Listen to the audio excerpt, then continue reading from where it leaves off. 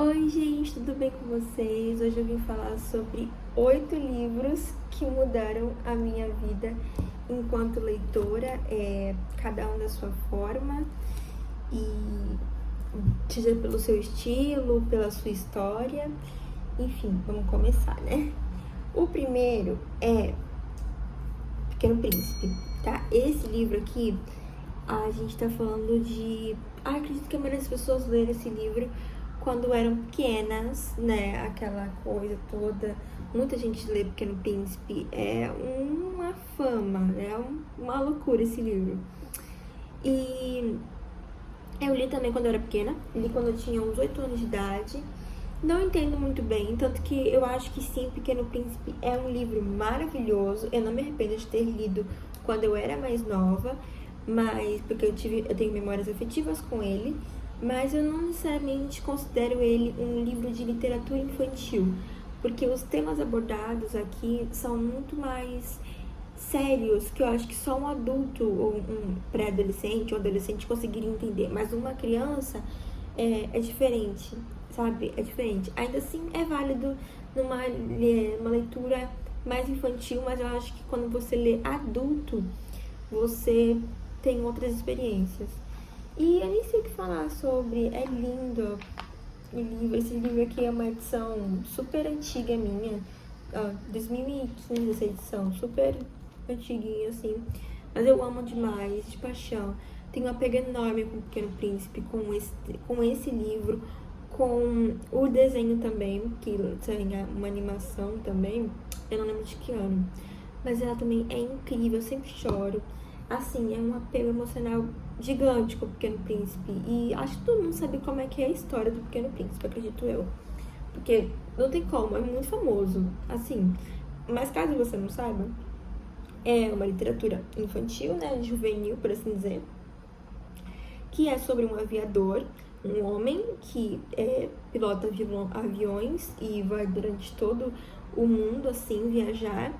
E aí tem uma hora que ele acaba tendo um acidente no deserto, e então ele encontra o Pequeno Príncipe, eles começam a conversar e tudo mais, e aí surge uma aventura muito louca, e todas as lições desse livro, assim, com o Pequeno Príncipe, quanto o Pequeno Príncipe representa a nossa infância, assim, é loucura, de lindeza, lindo. Apenas leia O Pequeno Príncipe se você nunca leu. E se você leu quando era criança, recomendo demais uma releitura, porque você percebe coisas que quando era criança não percebia nesse livro. É isso, Pequeno Príncipe. O próximo, eu acho que também é bem conhecido por conta do desenho, que é Coraline. Essa minha edição, ela é HQ, tá? Não é aquela que não tá. Ela é HQ. É a edição original, né? Aqui, ó. É linda. Linda HQ. Linda. Linda. E aqui a gente também tem uma animação que é muito conhecida, muito famosa. Eu amo a animação da Coraline, já vi 500 vezes. Mas, também, pra quem não conhece a história da Coraline, apesar de também ser muito famosa, é sobre uma menina e ela vai se mudar pra uma casa com os pais dela. E é uma casa bem estranhinha, assim, eles têm vários vizinhos, porque é uma casa muito grande. E ela foi dividida porque não dá pra ninguém alugar aquela casa assim, né? Então aí ela foi dividida e agora ela tem vários vizinhos meio doidos. E aí a Coraline, num desses dias que ela está, nessa primeira semana que ela tá nessa casa, ela encontra uma porta que leva para outro mundo que é exatamente como o nosso, como o mundo dela, só que as pessoas têm olhos de botões e ela tem um outro pai, uma outra mãe e tudo mais. E é como ela sempre quis, porque eles são mais legais, os pais dela, eles dão mais atenção pra ela, enfim. É um livro muito incrível. Pode parecer apenas um livro de quase um terror apenas, mas tem uma lição muito bonita sobre como a Coraline, ela queria tanto, tanto, tanto que os pais fossem daquele jeito, que o amigo dela fosse de um jeito que, no caso aqui no livro, ele não tem, mas tem na animação. E ela não percebia o quanto os pais dela, o quanto o amigo dela, as pessoas que cercavam ela, estavam fazendo o melhor do que podiam, sabe? e que tudo bem, em que ela era feliz naquela realidade, em que em outra realidade ela não seria tão feliz assim. É uma história que tem terror, sim, eu acredito que tem um terrorzinho, sim, acredito. Mas tem muitas outras lições incríveis. Eu também li quando era muito nova. Eu tinha uns 13 anos também, por conta da animação que eu vi, fiquei fissurada, eu comprei um livro e aí é essa. Essa aqui a edição é maravilhosa, tá? Da HQ, ó, é da Roku. Ela é incrível. Eu amo as HQs daqui, são assim, belíssimas, maravilhosas. Cor é linda. O próximo, vou falar aqui. Retrato de Dorian Gray. Esse, ó, pouquíssimas marcações, pouquinho. Esse foi o primeiro livro que eu peguei na minha vida e que eu li e eu falei, calma, o que eu tô lendo? O que é isso? Porque foi o primeiro livro que eu peguei na minha vida e que eu tive que pensar muito sobre os personagens, sobre o que eles estavam falando. Porque aqui o Oscar Wilde, o autor, ele fala de uma forma que eu amo. Que é assim, ele não te entrega de bandeja. Ele não te entrega personagens bons de bandeja. Ele não te entrega conclusões sobre o mundo assim, de bandeja. Não, ele te provoca. Ele fala, tipo assim, ele afirma uma coisa que obviamente não é legal de se fazer, não é legal de uma pessoa ser. E aí, a partir disso, você que tem que olhar aquilo que ele tá afirmando, o personagem, né? E olhar e falar, não, mas isso tá errado. Não, tipo, não, isso não é legal. E isso é muito legal, porque ele não te dá mastigado, ele te dá. E aí, a partir da sua interpretação, você tem que olhar e falar, pô, isso não é legal. Não, sim, eu entendo. Sabe? É uma história maravilhosa. Eu amo, é um favorito da minha vida. Foi o primeiro clássico que eu li na minha vida e, assim, eu recomendo demais pra quem vai ler como primeiro clássico, porque eu não tive dificuldade nenhuma. Assim, a linguagem eu não estava acostumada, é claro, mas assim, eu não tive dificuldade de entender de fato o diálogo, que tem outros clássicos que a gente sabe que é um pouco mais difícil, mas esse não é o caso de Retrato de Dorian Gray, é um ótimo clássico para começar, na minha opinião. E aí, sobre o que se trata, então, o Retrato de Dorian Gray? É sobre um jovem, o Dorian Gray, obviamente. Ele é um jovem muito, muito bonito, descreve ele como uma pessoa padrão da idade dele e que tem uma beleza de um anjo, sabe? Ele tem cabelos loiros, ele é super branco, aquela coisa assim. Mas enfim, ele é muito jovem, ele tem 20 anos, por aí. E ele é maravilhoso, de beleza, né? E aí ele tem um amigo, o Basil, que é um pintor. E ele pinta, então, o retrato de Dorian Gray. Ele pinta o retrato do Dorian e fica maravilhoso e perfeito. E aí acontece algumas coisas. Tem um personagem, o Lord Harry, que é o personagem bem controverso, bem diferente, bem... dá uma raiva desse personagem. Mas enfim, que ele vai atiçar o Dorian. Ele vai fazer exatamente como ele faz com o leitor, ele vai fazer com o Dorian. Porque as perguntas que ele faz pro Dorian, o jeito como ele instiga o Dorian, é a mesma coisa que ele faz com a gente. Ele fica lá, não sei o que, no ouvido do Dorian, no ouvido dele. E aí, enfim, e o Dorian acaba, por várias circunstâncias, né, não vou dar spoiler, mas já tá na contracapa do livro, isso já é o começo do livro. Que o Dorian, por motivos misteriosos, enfim, acaba conseguindo, então, trocar a sua juventude no retrato. Então, o retrato, ele meio que vende a alma dele, e o retrato, ele vai faz um acordo com o diabo, seria isso. E o retrato, ele envelhece no lugar dele, e o Dorian vai ficar jovem para sempre. Vai ter aí a vida eterna e jovem para sempre. Só que tudo que ele faz de ruim, de bom na vida dele, não interfere fisicamente nele. Ele continua perfeito, maravilhoso. Mas o retrato, além dele envelhecer no lugar do Dorian, ele mostra as consequências do como ele está sendo moralmente falando, entendeu? Então, se ele está sendo uma pessoa perversa, uma pessoa mesquinha, no retrato vai mostrar isso com um rosto de crueldade, entendeu? Vai mudando o rosto dele. Enfim, é uma história maravilhosa, tem um plot twist absurdo no final. Eu acho incrível, eu acho que o final não poderia ser outro final. Eu amo.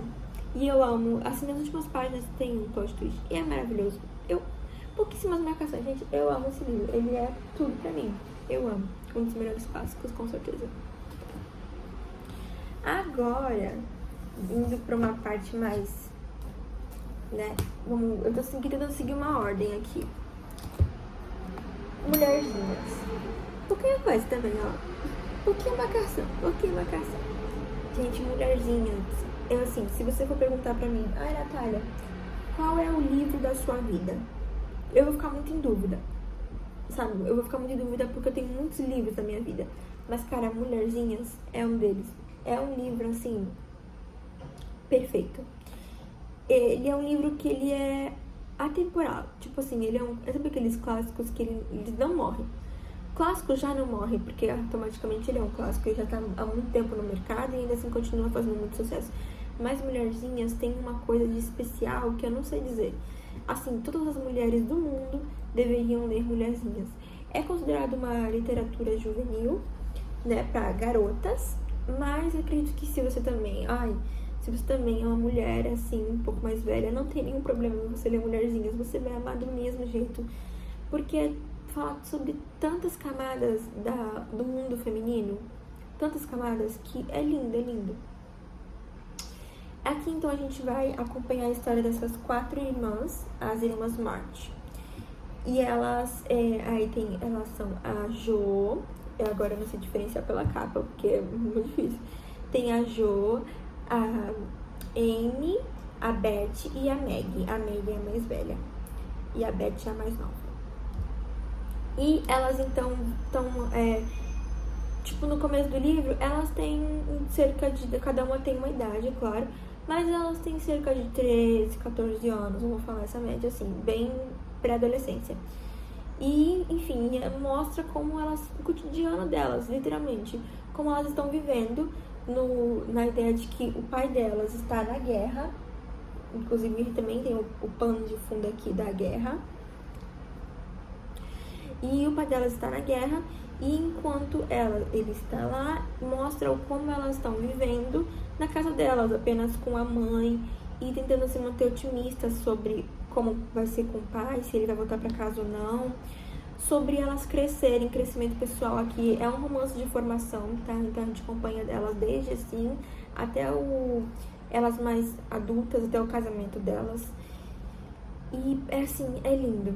É lindo o romance de formação delas, o quanto elas são inspiradoras, sabe? Não tem outra palavra para dizer, elas são inspiradoras, porque elas erram e você vê o quanto elas não têm problema, são personagens que elas realmente querem crescer, então elas erram e admitem que erram e tentam consertar de fato, mesmo que talvez seja tarde demais, mesmo assim elas tentam, porque são personagens que querem crescer, elas querem ser boas mulheres, elas querem ser boas pessoas.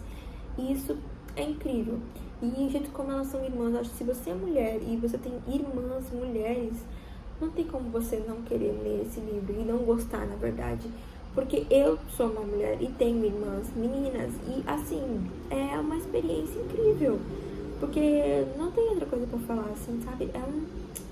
É a minha história favorita, assim, de mulheres, sabe? Que vivem com mulheres, que querem crescer, que querem ser alguém na vida. Cada uma tem um sonho, cada irmã representa um sonho diferente. Tem uma que tem sonho de casamento, a Jo, que é a nossa personagem principal, me identifico muito com ela. Acredito que a maioria das pessoas também se identifica muito com ela. Ela tem o sonho de ser escritora, de escrever livros, numa época em que mulheres não eram muito conhecidas por escreverem livros, muito menos por publicá-los. Então, assim, é inspiração esse livro, ele é um abraço quentinho. Ele é um abraço quentinho sobre tudo isso. E é lindo, eu amo. Eu amo o filme, que acho que eu vi em 2019. O filme, eu amo o filme Adoráveis Mulheres. Eu acho aquele filme perfeito. É o meu filme favorito da vida, inclusive. É o meu filme favorito da vida. E, assim, não tem o que dizer. Isso aqui é a história, gente. É uma história incrível. Só leiam, pelo amor de Deus. Agora, vamos pra... Eu vou pegar esse aqui. Muita gente odeia esse livro, pouquinho a marcação. Muita gente odeia esse livro, já adianto. Sim, ele é um livro um pouco polêmico, muita gente não gosta dele. Mas eu amo. E eu acho que se você ama Apanhador de Campo de Centeio, você tem um a mais. Porque é muito fácil você odiar esse livro. É muito fácil você olhar e falar, ai, que menino chato, que história chata, que coisa chata. Mas se você olha pra essa história e fala, realmente, é um pouco, mas ainda assim você ama, você tem alguma coisa especial. Porque é incrível.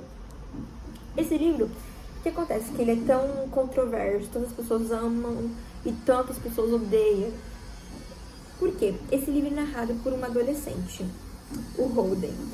E, já adianto, ele é um adolescente como vários adolescentes. Ele é meio reclamão, ele reclama de tudo, ele acha que nada tá muito bom, assim, ele tem várias opiniões controversas sobre as coisas, como um adolescente.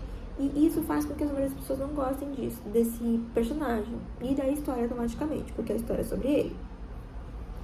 Mas pra mim é o que faz a história ser incrível, é o que faz o narrador ser uma pessoa diferente, porque é muito difícil você ver um livro narrado por um adolescente que se trata mesmo de um adolescente chato, um adolescente que tá crescendo na vida, um adolescente que nem sabe muito sobre si, nem sabe muito sobre os outros, sobre o mundo. Então eu acho que é muito difícil. Geralmente sempre tem aquela ideia de um adolescente meio, ai, fofinho. Esse aqui já não. Mas o que se trata a história? Bom, basicamente sim, é a história desse menino Holden, em que ele está na escola e aí ele é expulso da escola e ele antes, em vez dele ir pra casa depois que ele é expulso, ele fica 3 dias vagando pela cidade. E aí disso conta a história dele nesses 3 dias em que ele está vagando pela cidade sem poder ir pra casa antes, por causa que se ele ir pra casa antes, os pais dele vão saber que ele foi expulso. Então ele tem que esperar até esses 3 dias, que seria o recesso lá, que aí já seria o recesso que ele já viria pra casa, entendeu? Enfim, e aí conta dele vagando sobre a cidade e tudo mais. E assim, é simples, é um livro simples, sabe? De ler, inclusive, é um clássico super simples de ler e não tem dificuldade nenhuma de entendimento, sabe? Mas é um livro ele vai ganhando proporções, porque quando você vai lendo, você vai ficando tipo assim, ai, tá bom. Mas ele vai crescendo, crescendo. E aí você vai entendendo o Holden, você vai olhando pra vida dele e, sei lá, você só... Não sei, você cria... Eu senti que eu criei um negócio com um personagem muito forte, sabe? Ainda mais quando tem uma passagem que explica o título, né? Que é Apanhador no Campo de Centeio. Eu não vou explicar agora pra não dar spoiler pra vocês. Mas assim, quando se explica esse título, eu fiquei assim...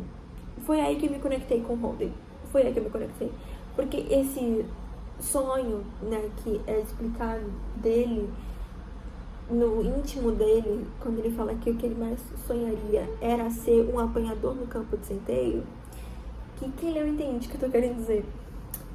É algo tão forte pra mim, eu me conectei muito com isso, porque é assim, eu tenho, querendo ou não, um pilar disso na minha vida.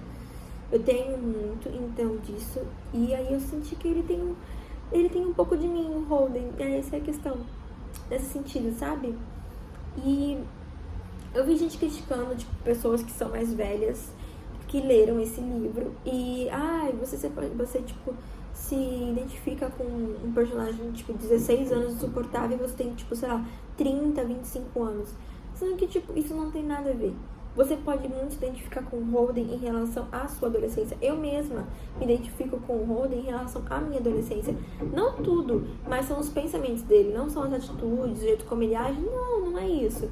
Que, na verdade, são os pensamentos dele escritos aqui que faz com que eu sinta compreendida, porque eu já senti muito isso, esse deslocamento, essa questão de, sabe, querer mudar o mundo, que você olha que tá muito errado em alguns momentos, mas também sentir raiva do mundo. E tudo bem, a minha versão adolescente nesse sentido, sabe? E isso não diminui, acho que isso não diminui a obra. Eu acho que assim, tem que dar uma chance sim pra Apanhador no Campo de Centeio, porque você pode amar ou odiar. Eu amo de todo o meu coração. Você pode não gostar, então vai por sua conta e risco. Sabe que você não gosta muito desse estilo? não tenta, entendeu? Não é um livro que se recomenda pra todo mundo por causa disso. Mas se você é uma pessoa com uma leitura mais sensível, que sabe, tem aquele negócio de querer entender mais sobre a sua adolescência, sobre adolescentes em geral, sobre tudo que você passou, é legal, é muito bom mesmo, eu recomendo, eu amo, tem que fazer. Agora, seguindo pra uma linha mais feminina, olha, as marcações. A Amiga Genial, é claro. Gente, A Amiga Genial, eu só li o primeiro, tá? Eu ainda não li os outros, porque eu não tenho aqui em casa, ainda não comprei. Eu amo este livro, eu amo de paixão esse livro. Assim, eu comecei esse livro meio, não sei, porque ele no começo é um pouco arrastado. Eu não vou mentir, é um pouco arrastado, sim. Por quê? Porque você está sendo inserido em uma outra situação. Aqui a história se passa na Itália, em Nápoles. Então, assim, é um outro contexto visual, é um outro contexto de também, o ano que se passa, a época que se passa também tem isso. São muitos personagens a serem apresentados pra gente aqui. Então, é muita coisa, por assim dizer. E também a escrita da Helena Ferrante, que é uma coisa única. Não sei como ela consegue.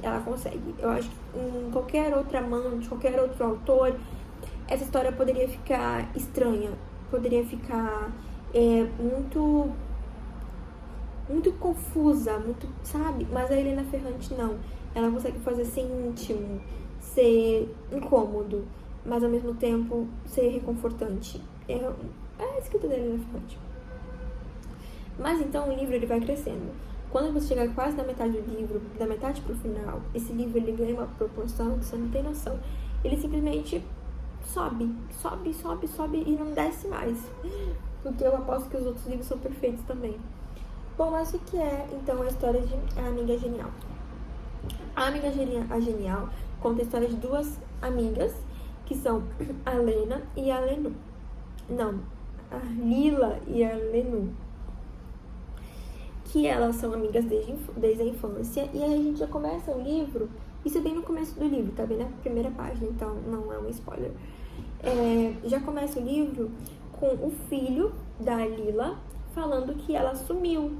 E que não sabe onde ela tá e tudo mais. E que ela sumiu sem deixar nenhum vestígio. Ela só sumiu. E aí, então, a Lenu, que é a melhor amiga dela, né, desde a infância, fala, então, você quer sumir? Pois então, você não vai conseguir, porque eu tento usar a minha memória aqui, que é tudo que a gente passou na nossa vida juntas. Então, ela começa a escrever, que seria o livro. Ela começa a escrever sobre a história das duas, falando que não vai esquecer o que aconteceu da história delas, entendeu? Que ela quer sumir, mas ela não vai permitir que isso aconteça. E aí, então, é a história delas. E como tá a infância, vai entrando na infância, pré-adolescência, esse livro, né? Porque vai até o final, os outros. É a infância, pré-adolescência aqui. Aí os outros já são na fase adulta até a velhice. É um livro que é assim, pra você que viveu em algum momento da sua vida em ambientes violentos, ainda mais por você ser uma mulher. Então, você viveu em ambientes violentos, com pessoas violentas, com ideias violentas ao seu redor, é algo que você se identifica muito nesse livro, é algo que, assim, tá muito presente e é muito forte o jeito como a Helena Ferrante escreve isso, porque é descrito de uma forma tão sutil e isso é tão real, porque quando você vive num ambiente violento, é sutil porque é uma rotina, é algo que acontece. E aqui, então, a Helena Ferrante, ela pega aí você e faz a mesma coisa, ela descreve sutil como uma rotina, porque essa é... E como as pessoas aqui, as duas meninas, tanto a Lila como a Lenu, se acostumam com a violência. Elas se acostumam em ser tratadas mal pelos homens, pelas mulheres também. Elas se acostumam em várias questões e não poder estudar. Aqui também, esse livro aborda muito em relação à importância dos estudos, o quanto elas batalham, tanto a Lena quanto a Lenu, a Lila. Elas batalham para conseguir algum estudo digno, porque naquela época não tinha, mulheres não podiam, e se podiam era só se elas fossem bancadas. entendeu? Então, assim, tem muitas coisas, assim, se você é uma mulher também, eu acho que você devia, assim, ler Amiga Genial. Todas as mulheres deviam ler Amigas Geniais. Sem contar também tem a questão das camadas de uma amizade feminina. Enquanto amizades femininas são confusas e estranhas em alguns momentos da vida, aqui mesmo a amizade delas é super difícil, sabe? É uma empurrando a outra, mas ao mesmo tempo são elas se abraçando num ambiente caótico. Então é muito intenso, é tudo muito intenso nesse livro, e ele é um livro, assim, perfeito, eu amo esse livro, e eu não esperava mais ele, como eu falei, o começo dele é arrastado, mas eu juro que fica muito bom, que você tem que insistir sim, porque ele ganha uma proporção que você não tem noção, assim, eu não tenho nem o que dizer, assim, é incrível. Amiga Genial, é incrível. Aí, vamos falar da querida, a mais, Clarice Lispector. Um pouquinho a marcação também. Aí ela aqui. Água Viva. Por que eu escolhi Água Viva? Porque eu tenho 3 livros da Clarice Lispector. Eu tenho Água Viva, tenho Laços de Família e tenho Hora da Estrela. Eu li em primeiro esse aqui. Água Viva. Eu já fui direto na Água Viva. Porque eu não queria começar por Hora da Estrela. Porque eu gosto de começar por livros em autores que não são os que sempre, geralmente, as pessoas começam. Eu gosto de ter uma outra visão. Então sempre começam por Hora da Estrela. Eu comecei por Água Viva porque eu queria ter uma outra visão da Clarice Lispector. Assim, sabe? E foi a melhor decisão que eu tomei na minha vida. Eu amo esse livro. Eu não li ainda A Hora da Estrela. Eu tô terminando de ler Laços de Família, mas esse aqui ainda continua no seu topo total de intensidade, de livro de mulher com muitos pensamentos. Se você é uma mulher que pensa muito, esse livro é pra você. Esse livro é pra você. Porque, assim, é incrível. É um livro, basicamente, não tem história. É um fluxo de consciência da Clarice. É apenas um fluxo de consciência. É a Clarice sendo Clarice, escrevendo o que ela quer escrever, na hora que ela quer escrever, e assuntos que ela quer tratar. É apenas isso. É você na mente de Clarice Lispector. E isso é único, é incrível. E a gente geralmente fala, as pessoas, eu vejo, o quanto ler Clarice é difícil, o quanto ler Clarice é confuso, mas na verdade não é, gente. É assim, você não entende Clarice, você sente. E isso é em relação a muitos livros que eu percebo de fluxo de consciência. Você não entende necessariamente, não tem uma razão. Porque você não entende, não porque você não pode, porque você não tem capacidade. É porque esse livro, não, por exemplo, esse livro, no caso, ele não tem uma razão. Ele é emoção, ele não tem razão. Então você não vai conseguir entender ele aqui, porque você ele não é composto disso. Ele é um livro composto de muitas emoções intensas, é um livro composto de muitos pensamentos. Então, assim, se você não é uma pessoa que pensa muito, se você é uma pessoa que sente demais, você não vai entender isso de gostar, de sentir algo. Então, assim, é sobre sentir. Clarice é sobre você sentir ela, não sobre você entender. E é incrível, esse livro é um dos favoritos da minha vida. Eu reli ele já algumas vezes e, assim, vai ser um livro pra minha vida. Um livro pra minha vida. Pretendo ler todos os livros da Clarice, assim. Ela até agora está sendo uma das minhas autoras favoritas, porque ela sabe o que ela sabe o que ela tá fazendo, sabe? Ela tem um jeito único de escrita, um jeito único de pensamento, um jeito, sabe, único, simplesmente a maioral, não tem o que fazer. Por último, o último livro aqui a gente tem Mudos em Desiguais. Livro, situação polêmica, que está lá no cinema, né? Bom, eu quis falar sobre este livro e sobre a nova adaptação da Margot Robbie e o Jacob Elordi. Bom, eu fui no cinema e eu vi, tá, a adaptação, confesso. Por quê? Porque eu já tinha visto pessoas falando mal. Só que eu gosto de falar mal com propriedade. Porque, assim, eu não gosto muito de perder dos outros, porque as pessoas podem muito bem não gostar, mas eu poderia muito bem gostar. Então, você não gostou? Beleza, mas eu quero ter a minha própria opinião. Assim também sou assim com livros, então, com tudo em geral, gosto de ter minha própria opinião. E isso é bom, porque eu consigo muitas vezes gostar de algo que as pessoas não gostam, tipo Apanhador no Campo de Centeio. Muita gente não gosta, mas eu fui ter a minha própria opinião e eu amo. Então, assim, temos aí Morros e Vivantes causando grandes polêmicas. Mas, gente, este livro, ele é assim, ele é um livro que me consumiu. Ele é um livro que eu tive que, muitas vezes, é um livro que se lê rápido. Porque é contado em formato de fofoca. Então, assim, é um livro que se lê rápido. Ainda mais se você fazer uma tradução boa, como da Penguin, que eu amo, que ele não dificulta nem um pouco o texto. Mas, assim, é um livro que eu tive que, mesmo eu poderia ler rápido, eu não consegui. Porque é um livro que tem uma atmosfera tão forte, tão sombria, que eu tinha que dar uma pausa e falar, calma, deixa eu respirar um pouco, afastar um pouco desses personagens, sabe? Porque eles são, é muita coisa, muita intensidade aqui. Bom, então, a gente vai contar a história aqui desse livro. É basicamente a história do Radcliffe, um homem que na verdade começa com ele menino, um homem que ele é, na casa, quando ele é criancinha, ele é adotado por um homem de família respeitável, que é os Shores. Eu não sei falar o sobrenome da família da Catherine. Mas, enfim, ele é adotado por um homem que achou ele na rua, então a gente não sabe a origem do Radcliffe.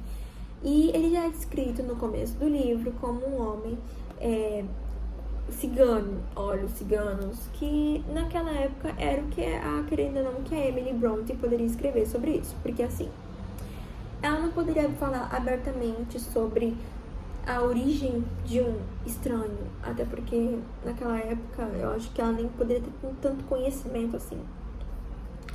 Mas a questão é que, então, ele é um homem não branco, isso é o que nós sabemos, ele é um homem não branco, que é, então, quando criança, adotado por um homem branco, que tem na sua casa, ele tem 2 filhos, ele tem a Catherine e o irmão da Catherine, que ele é mais velho, e aí, então, disso, começa ele vivendo com essa família. Começa, então, isso, ele vivendo com essa família e a relação dele com a Catherine, que é o que mais falam nesse livro. Que eles têm uma relação muito intensa, desde crianças eles têm uma ligação, eles têm uma conexão, sim, de outro mundo, tem tantas vezes, e eu amo isso na Emily Brontë,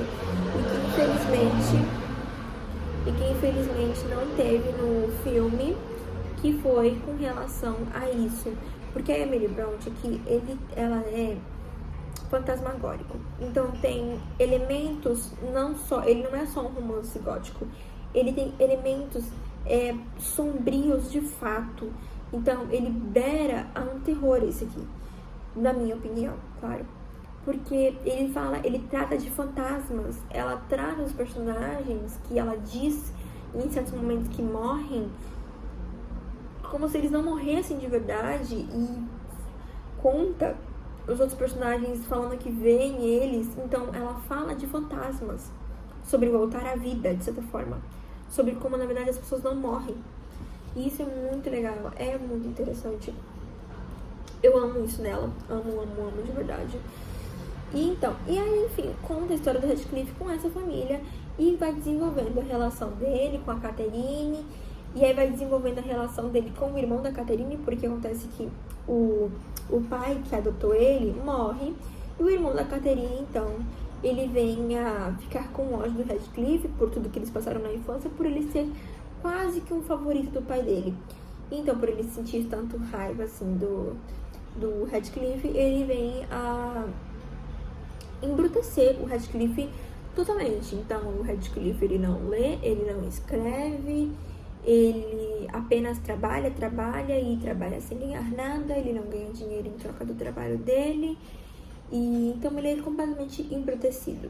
Ele muitas vezes, aqui retrata muitas vezes uma parte assim que é muito intensa, que fala que ele não toma banho, que muitas vezes ele não toma banho, que ele tem vezes que a criada, que ele tá contando a história pra gente, né, a criada, ela chega e ela fala, vem tomar um banho, que não sei o quê. Aí ele fala, não, eu gosto de me sentir sujo. Porque ele é tão embrutecido que é como se a sujeira, ele se sentir sujo, ele se sentir desse jeito, faz com que ele tenha um escudo, sabe? Como se ele precisasse disso, entendeu? Porque ele se sentir limpo, ele tomar um banho, seria demais pra ele, entende? Isso é muito, muito forte. São uma das poucas coisas que, pra mim, nesse livro, faz esse livro ser incrível.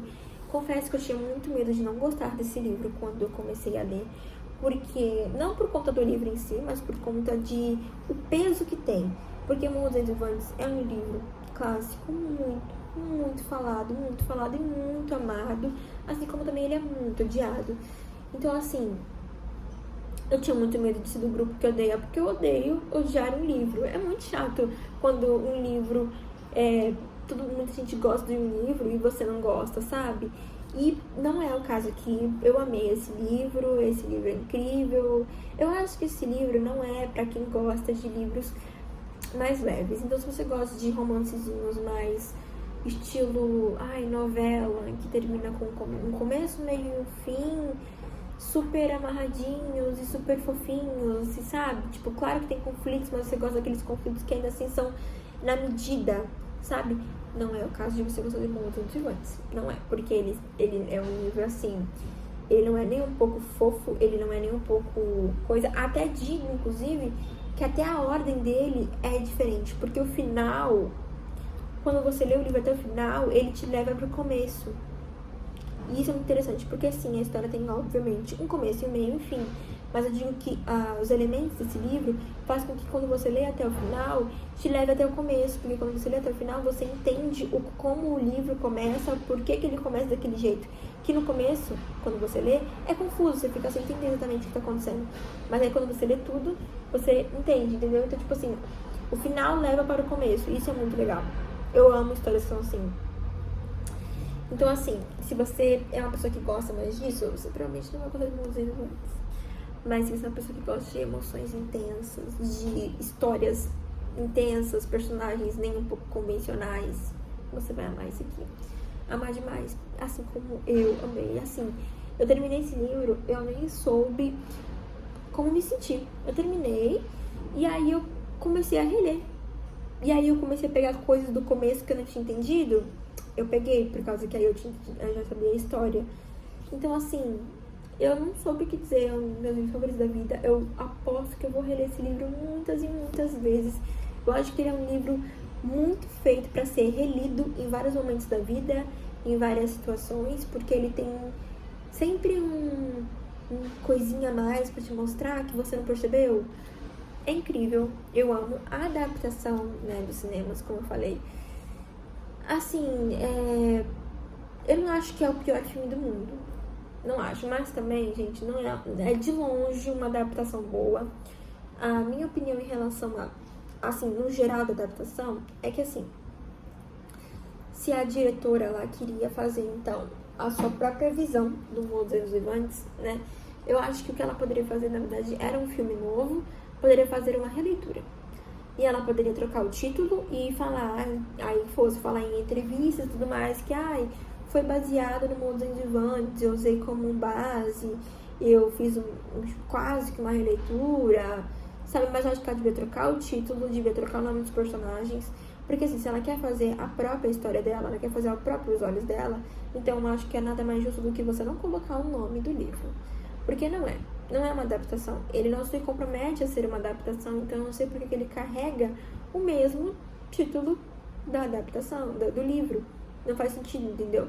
Então pra mim seria mais fácil se ela colocasse como uma história, entendeu? Individual. Eu acho que seria muito melhor. Tipo, claro, todo mundo vai perceber, nossa, como é parecido, mas é melhor ser parecido do que carregar o mesmo nome. Então assim, e todas aquelas coisas, se quiserem eu gravo um vídeo só falando dessa adaptação tenebrosa. Tem coisas que eu gostei, acho que foram pouquíssimas coisas, eu não lembro que eu não gostei, mas acho que deve ter alguma coisa que eu gostei.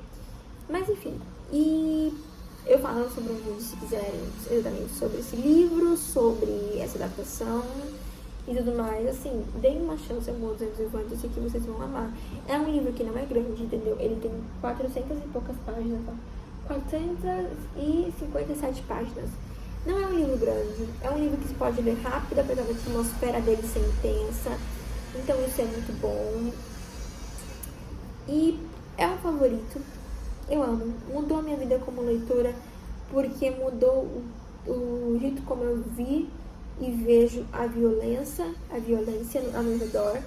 Não mudou antes assim, de tipo, ai, nossa, mas me deu uma nova perspectiva, além de que me fez olhar ao redor também lugares que eu já vivi, que eu já olhei, que eu já analisei enquanto ambiente violento. E aqui tem muito de ambiente violento, então assim, também é a mesma coisa de Helena Ferrante ali, de Amiga Genial. Se você viver num ambiente violento, cada um com o seu ponto. Amiga Genial é uma coisa mais puxada pra realidade, por assim dizer. Amor dos Ventos Uivantes é uma coisa mais extrema, mas assim tratam de ambientes violentos. Então, se você viveu em ambiente violento, você conhece ambiente violento, como pode ser um pouco sensível pra você, mas ainda assim é algo que você consegue olhar e falar, realmente, eu compreendo, sabe? Eu compreendo viver nesse ambiente. Enfim, é um livro maravilhoso, simplesmente perfeito. Eu amo esse livro. E aí é isso, gente. Foram aí os 8 livros. Falei demais. Foram os 8 livros perfeitos que eu amo. E se quiserem, eu posso fazer mais indicações e recomendações. Posso falar resenhando um por um, se quiserem. Tiver algum específico que vocês querem que eu fale, pode colocar nos comentários que eu falo, não tem nenhum problema, porque você vê que eu falo muito. Então, assim, não tem nenhum problema, tá bom? Muito obrigada por você que assistiu até aqui e até a próxima.